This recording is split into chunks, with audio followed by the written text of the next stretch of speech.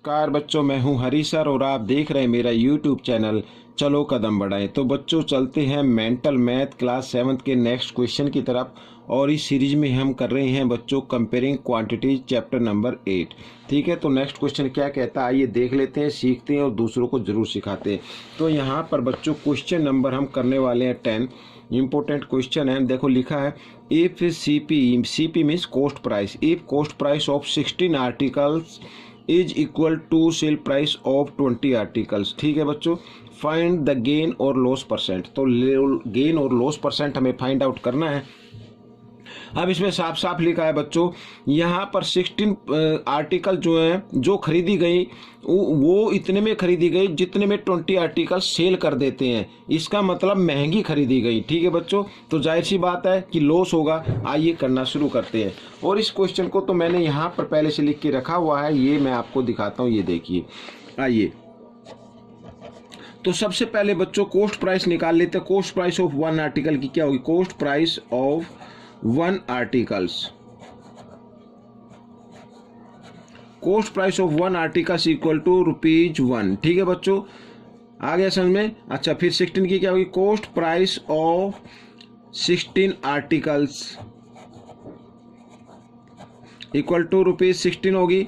जब वन की cost price ₹1 है तो 16 की क्या होगी? ₹16 होगी।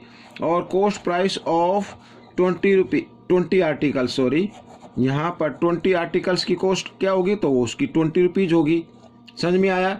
लेकिन यहाँ पर क्या दिया हुआ है बच्चों, मैं आपको बताता हूँ कि यहाँ पर दिया हुआ है कि cell price of 20 articles equal है कॉस्ट प्राइस ऑफ 16 आर्टिकल्स। ये दिया हुआ है बच्चों यहाँ पर। ठीक है, तो सेल प्राइस ऑफ 20 आर्टिकल्स की कितनी है? जितनी कॉस्ट प्राइस ऑफ 16 आर्टिकल्स है। अब मैं यहाँ पर लिख देता हूँ एक बार फिर, selling price of 20 articles equal है बच्चों ₹16। ठीक है बच्चों, 20 आर्टिकल्स कितने में सेल की गई? ₹20 में। लेकिन 20 आर्टिकल कितने में खरीदी गई थी? ₹20 में। यहाँ पर लिख लेते हैं एक बार फिर, कॉस्ट प्राइस ऑफ 20 आर्टिकल्स